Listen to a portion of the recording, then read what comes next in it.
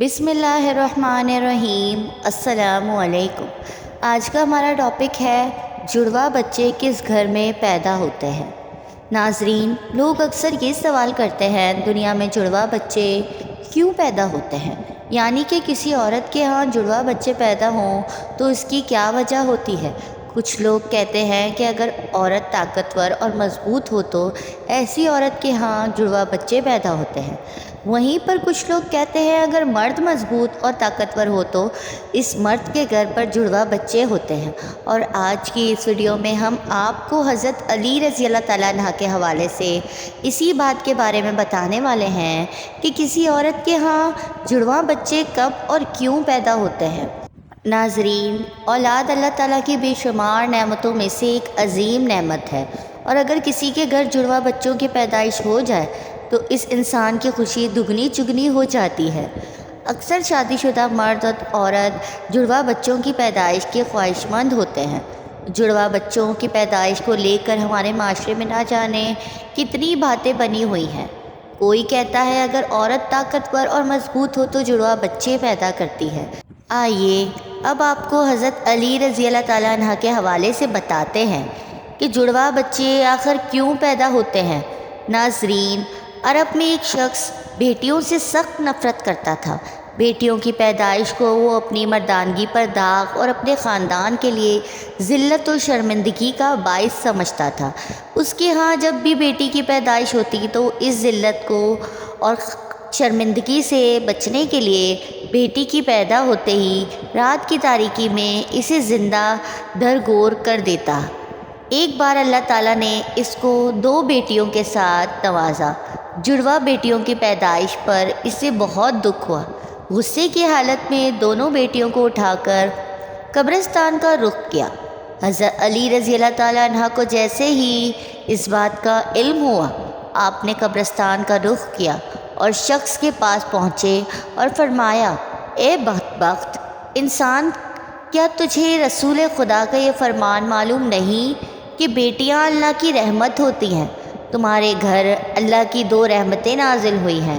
پھر فرمایا، اے شخص، یاد رکھنا اللہ تعالیٰ ہر کسی کے گھر میں جڑواں بچوں کی پیدائش نہیں فرماتا، اور اللہ تعالیٰ ہر کسی کو بیٹی بھی عطا نہیں فرماتا، بلکہ اللہ تعالیٰ جس شخص پر راضی ہوتا ہے صرف اسی کو بیٹی جیسی رحمت اور جڑواں بچے عطا فرماتا ہے، اور اللہ تعالیٰ جس شخص کو جنت میں داخل کرنا چاہتا ہے صرف اسی شخص کے گھر میں 2 بیٹیاں ایک ساتھ پیدا فرماتا ہے، اور اللہ تعالیٰ کو جس شخص کی آخرت نیک مقصود ہو اس گھر میں 2 بیٹیوں جیسی رحمت نازل فرماتا ہے۔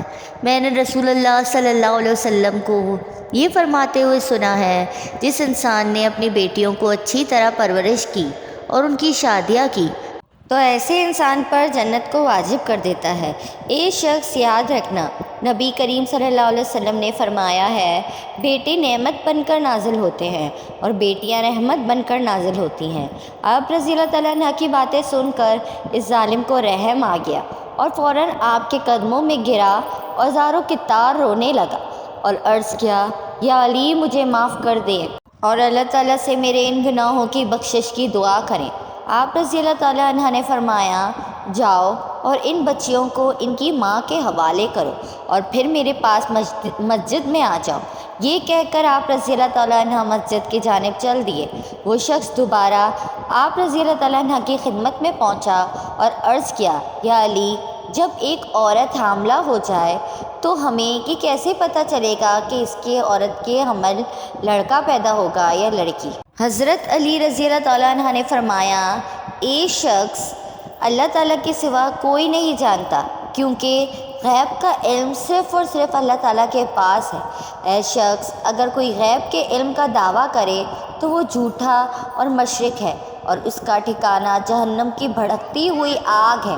اس کے بعد آپ رضی اللہ تعالیٰ عنہ نے فرمایا، اے شخص، اللہ تعالیٰ نے اس پوری کائنات کے اندر ایسی 1000 مخلوق کو پیدا فرمایا ہے، اس میں سے 20,000 مخلوقات صرف وہ ہیں جو صرف پانی میں رہتی ہیں، یعنی دریاؤں اور سمندروں میں۔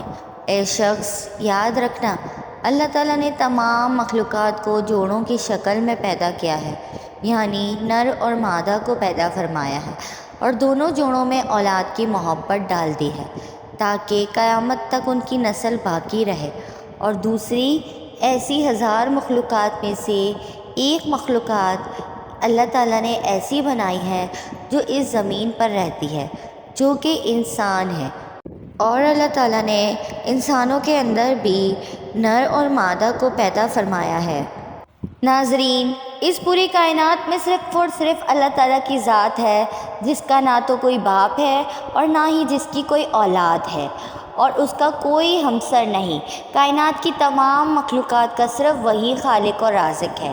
اللہ تعالیٰ فرماتا ہے، غیب کا علم صرف میرے پاس ہے، یہ میں ہی جانتا ہوں کہ عورت کے پیٹ میں ہونے والا بچہ لڑکا ہے یا لڑکی، اور میں جسے چاہوں بیٹا عطا کرتا ہوں اور جسے چاہوں بیٹی عطا کرتا ہوں، اور جسے چاہوں جڑوا بچے عطا کرتا ہوں، اور جسے چاہوں اولاد جیسی نعمت سے محروم رکھتا ہوں، یعنی کہ بانجھ بنا دیتا ہوں۔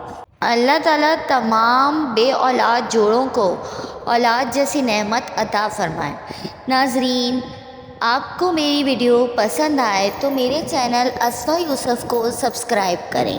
جزاک اللہ۔